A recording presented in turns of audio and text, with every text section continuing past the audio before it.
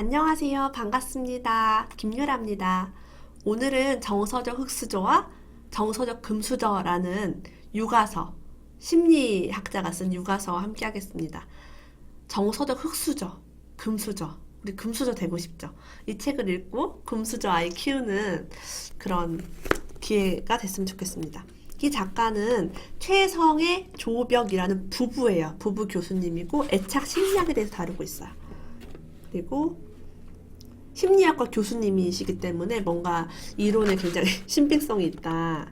우리나라에서 굉장히 유명하신 분이래요. 저는 사실 안지 얼마 안 됐는데 이 책을 소개를 받아서 읽게 됐어요. 그래서 아이를 어떻게 키워야 되는지, 아이를 정서적으로 금수저를 만들려면 어떻게 해줘야 되는지를 설명하고 있습니다. 부모라면 한 번쯤 읽어보면 좋은 책으로 추천을 드리고 있어요. 유아기 외상, 의료 외상, 트라우마라고 합니다. 신생아기를 비롯한 영유아기의 수술이나 입원 같은 의료 경험은 칼을 든 강도에게 유린당한 어른의 트라우마에 견줄 만큼 무섭다는 것입니다. 그때 느낀 공포와 불안 등은 감정은 아직 뇌가 다 발달하지 못한 상태여서 의식적으로 처리되지 못한 채 암묵적으로 신체적으로 깊이 각인되어 훗날 비슷한 상황에 공포, 무력감, 분노를 촉발할 수 있습니다. 어렸을 때 그렇게 수술 입원이 아이한테 큰 충격이 될 수 있다라는 걸 얘기하고 있어요.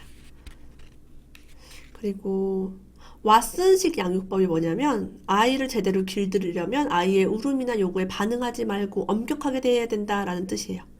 왓슨식 양육법은 미국에서 큰 환영을 받았습니다. 핵가족을 이룬 부부는 수면에 방해를 받지 않도록 아이를 따로 재우고 어른의 스케줄에 맞춰 수유를 하고 자주 안아주지 않고 거리를 두고 엄격히 길들여서 빨리 독립시키는 것이 합리적이라고 여겼을지 모릅니다. 하지만 결과는 어땠을까요?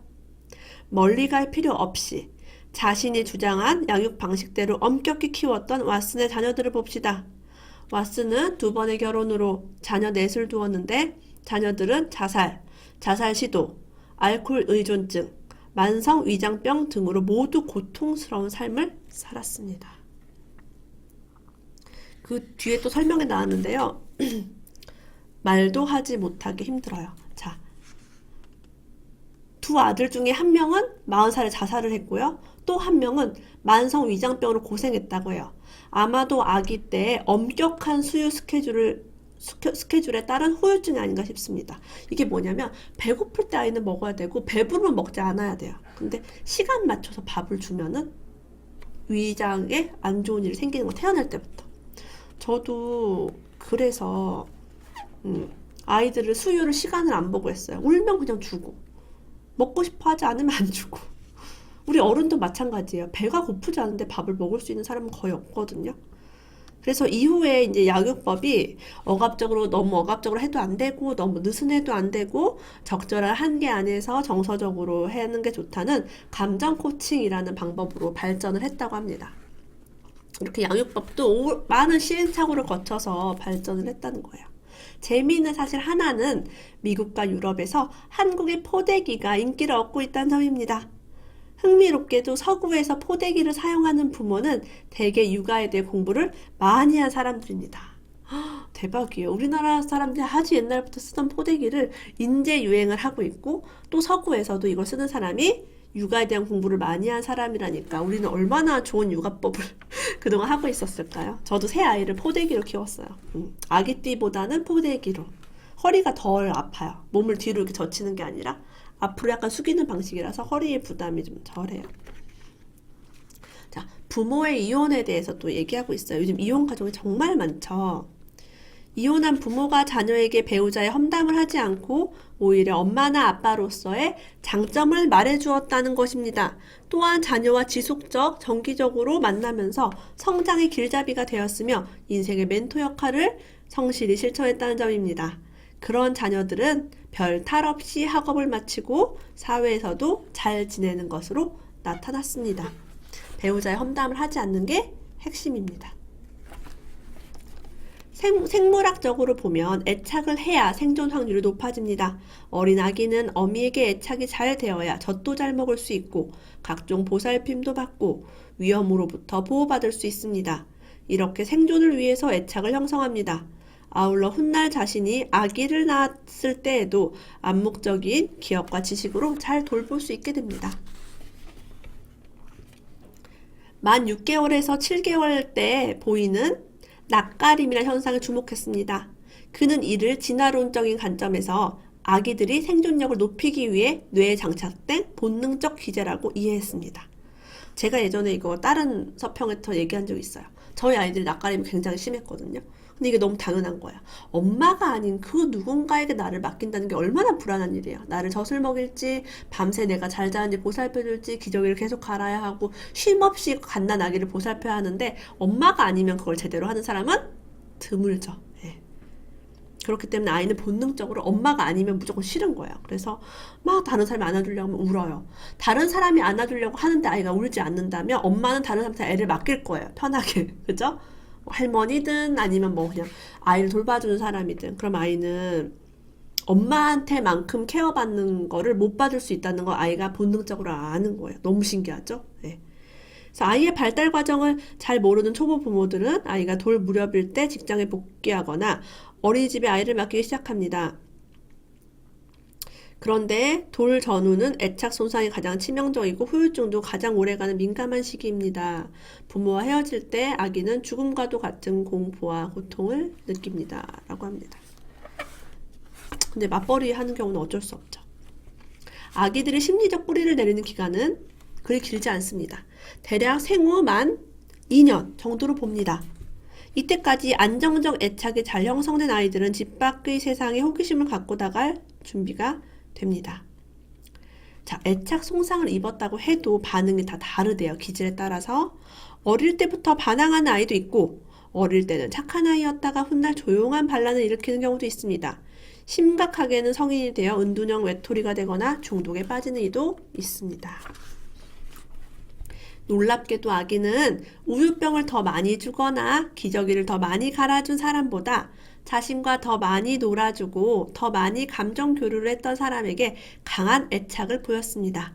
요컨대 아기와의 애착 형성에서 핵심은 양육자의 정서적 반응성이라는 겁니다. 그러니까 우유나 기저귀는 그냥 물질이고요.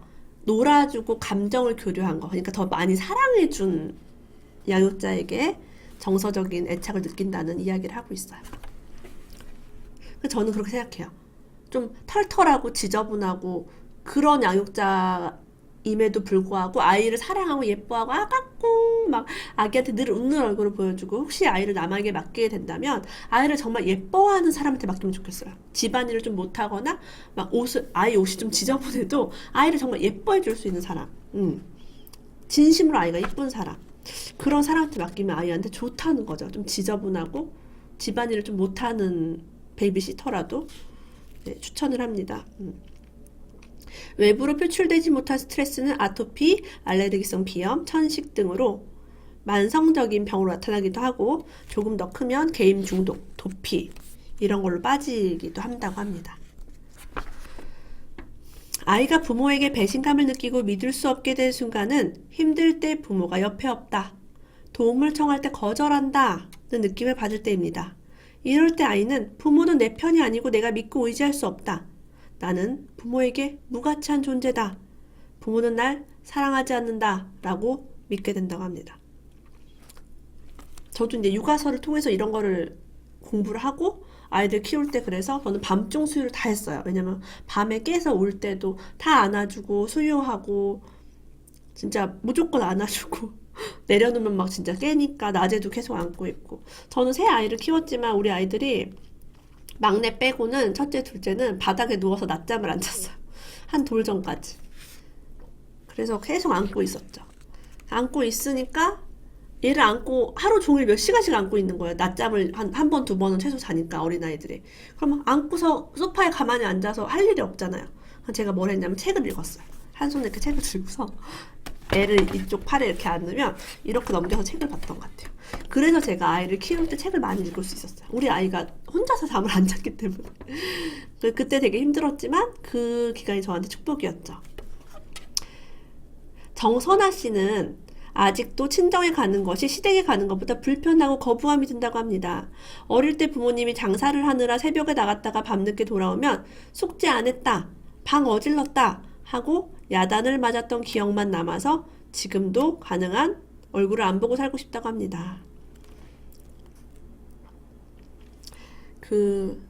미국에 살 때 양로원 봉사활동 한 적이 있대요. 이 작가님께서. 근데 노인들이 자녀가 1년에 한 번도 찾아오지 않아서 외로움에 젖어 있었대요. 이제 보니 어릴 때 돌봄을 제대로 받지 못한 자녀가 성인이 되어서 부모와 거리를 두게 되고 남처럼 대하는 게 아닌가 하는 생각이 든다고 했어요. 그러니까 부모가 아이한테 너무 혼내고 야단치고 엄격하게 하면 나중에 안 찾아와요. 왜 싫으니까 엄마에 대한 기억이 따뜻하고 좋은 말을 해준 기억이 별로 없는데. 근데 좀 억울하긴 한데 우리 부모는 항상 최선을 다해서 아이들을 키우죠. 근데 잘해준 건 기억을 못해 애들이. 때리고 혼낸 것만 기억을 하는 거예요. 억울해. 예. 우리가 정말 항상 나쁘게 말한 건 아닌데. 그래서 참 부모가 힘든 자리에 있는 것 같아요. 고학력 전문직 고소득 부모를 둔 소위 금수저 자녀들이 어쩌다 이렇게 되었을까요? 답은 자명했습니다. 아이들은 생후 줄곧 부모가 아닌 돌보미들에게 맡겨졌고 부모의 근무처에 따라 학교를 여러 번 옮겼기 때문에 친구를 사귈만 하면 헤어졌습니다. 부모님들은 자신의 업무와 사교활동으로 늘 바빴고 아이들과 같이 지내는 시간은 어쩌다 외식할 때 정도였습니다. 그러니까 이렇게 아이를 키우기보다는 자기 사교활동, 자기 업무, 아이는 남한테 맡긴 경우에 아이들이 뭐 이런 식으로 얘기한대요. 실컷 쇼핑할 돈만 많았으면 좋겠어요. 엄마 아빠가 내 삶에 상관하지 않았으면 좋겠어요. 대화가 이제 별로 없으니까. 그렇게 된다는 거죠. 그래서 우리가 맞벌이를 하는 게 나쁜 게 아니라 아이와 진심으로 대화를 하고 아이와 소통하고 정서적으로 이렇게 소통하는 게 중요하다는 걸 얘기하고 있어요. 아이가 태어나서 첫 3년 동안 학대나 방치 등으로 애착 형성이 잘 생기지 않으면 뇌 회로, 구조, 기능, 신경계 발달에 지장이 생깁니다. 그래서 만 3세가 중요하다라는 거는 너무나 많은 이제 학자들이 이야기하고 있죠. 36개월. 어떤 분은 이렇게 얘기했어요. 저는 어릴 때 엄마 눈을 보는 게 무서웠어요.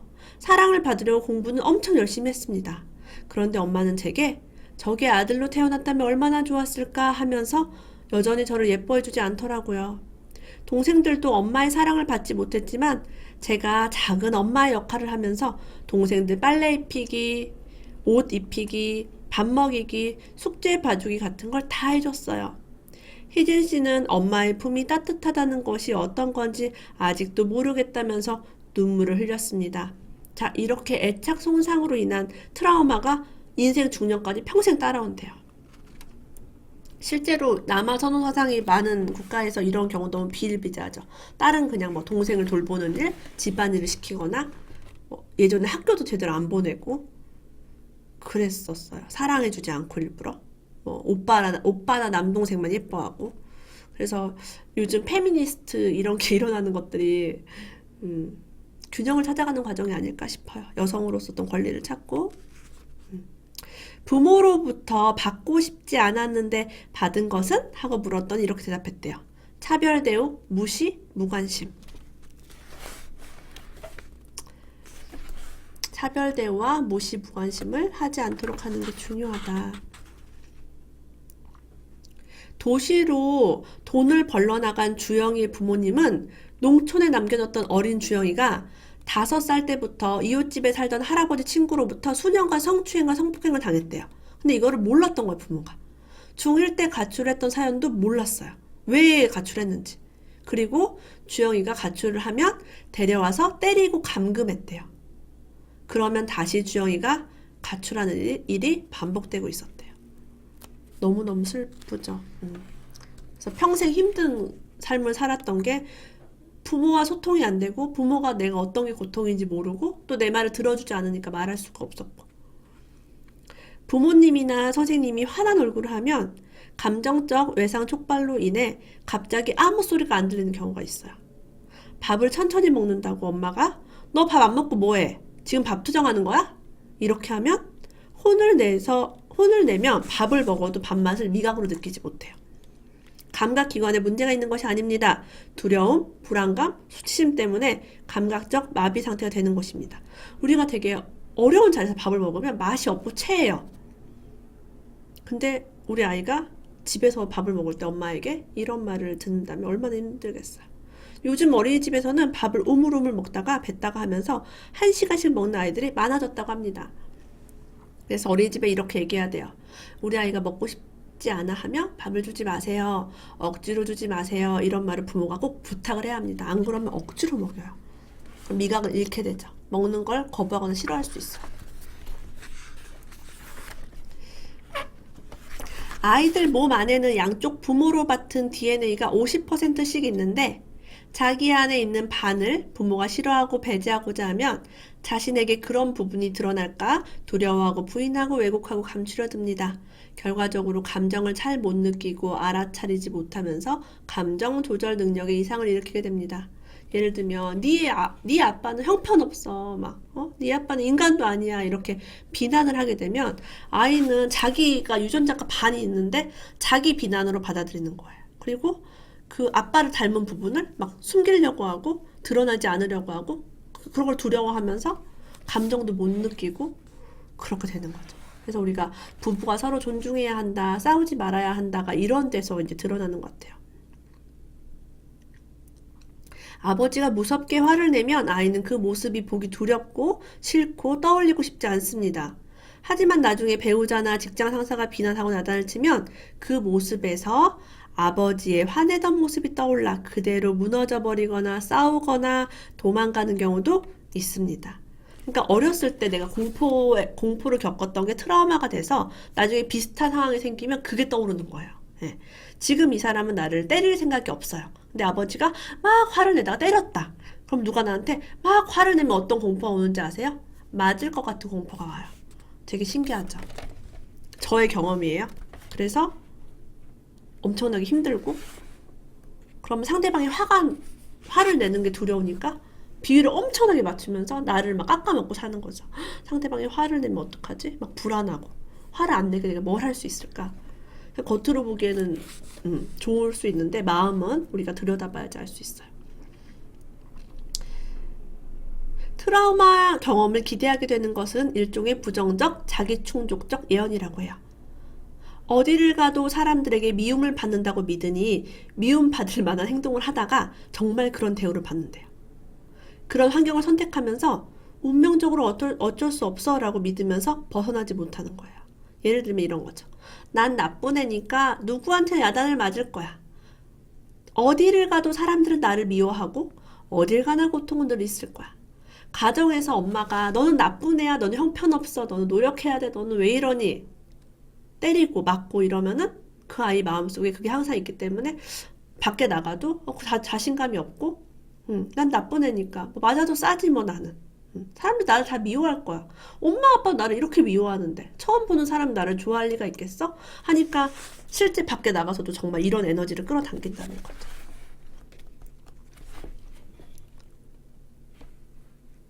첫 만남이 좋았거나 충분히 서로 좋은 감정을 나누면서 연결이 되었다고 회상하는 부부라면 위기가 있어도 회복할 수 있대요. 그런데 첫 인상이 별로 안 좋았거나 달콤한 신혼생활이 없었거나 집안끼리 정략 결혼을 했거나 어쩌다가 결혼까지 하게 된 경우는 어떤 위기가 왔을 때 회복이 더디거나 힘들 수 있다고 합니다. 신혼 때 애착이 안정적으로 형성되었더라도 심각하게 손상되는 경우가 있대요. 부부 사이에. 가장 흔한 경우는 임신, 출산, 육아로 힘들고 외로울 때 배우자로부터 따뜻한 지지나 보호, 위로나 관심을 받지 못할 때입니다.